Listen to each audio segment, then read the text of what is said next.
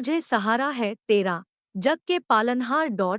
कार्तिक मास महात्म की कथा करूँ विस्तार, राजा पृथु बोले हैं नारद जी। आपने कार्तिक मास में स्नान का फल कहा, अब अन्य मासों में विधिपूर्वक स्नान करने की विधि, नियम और उद्यापन की विधि भी बतलाइए। देवर्षि नारद ने कहा है राजन, आप भगवान विष्णु के अंश से उत्पन्न हुए हैं, अथ यह बात आपको ज्ञात ही है, फिर भी आपको यथाचित विधान बतलाता हूँ। आश्विन माह में शुक्ल पक्ष की एकादशी से कार्तिक के व्रत करने चाहिए। ब्रह्म मुहूर्त में उठकर जल का पात्र लेकर गांव से बाहर पूर्व अथवा उत्तर दिशा में जाना चाहिए। दिन में या सायंकाल में कान में जनेऊ चढ़ाकर पृथ्वी पर घास बिछाकर सिर को वस्त्र से ढककर मुंह को भली भांति बंद करके थूक व सांस को रोककर मल व मूत्र का त्याग करना चाहिए। तत्पश्चात मिट्टी व जल से भली भांति अपने गुप्तांगों को धोना चाहिए। उसके बाद जो मनुष्य मुख शुद्धि नहीं करता, उसे किसी भी मंत्र का फल प्राप्त नहीं होता है। अथ दांत और जीभ को पूर्ण रूप से शुद्ध करना चाहिए और निम्नलिखित मंत्र का उच्चारण करते हुए दातुन तो चाहिए। हे वनस्पते, आप मुझे आयु, कीर्ति, तेज, प्रज्ञा, पशु, संपत्ति, महाज्ञान, बुद्धि और विद्या प्रदान करो। इस प्रकार उच्चारण करके वृक्ष से 12 अंगुल की दांतुन ले, दूध वाले वृक्षों से दांतुन नहीं लेनी चाहिए। इसी प्रकार कपास, कांटेदार वृक्ष तथा जले हुए वृक्ष से भी दांतुन लेना मना है। जिससे उत्तम गंध आती हो और जिसकी टहनी कोमल हो, ऐसे ही वृक्ष से दंतधावन ग्रहण करना चाहिए। प्रतिपदा, अमावस्या, नवमी, छठी, रविवार को चंद्र तथा सूर्य ग्रहण में दांतुन नहीं करनी चाहिए।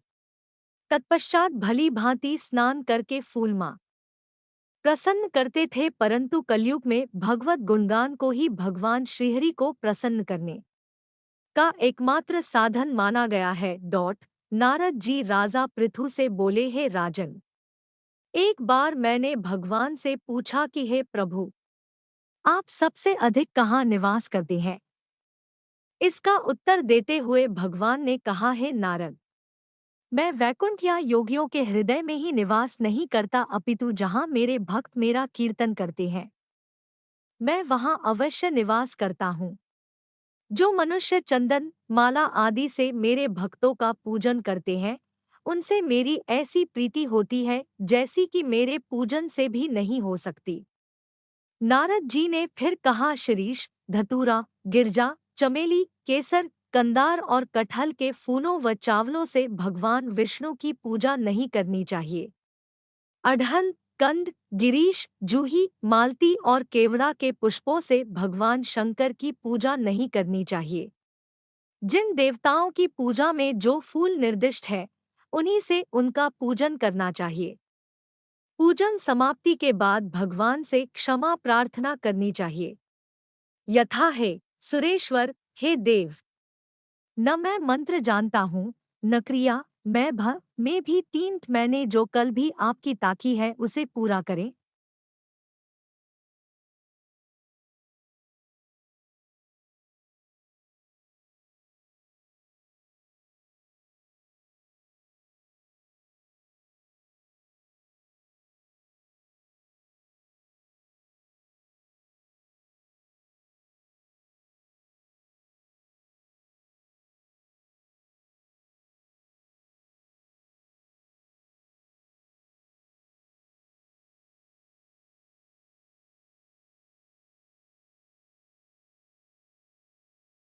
ऐसी प्रार्थना करने के पश्चात साष्टांग प्रणाम करके भगवत कीर्तन करना चाहिए, श्रीहरि की कथा सुननी चाहिए और प्रसाद ग्रहण करना चाहिए।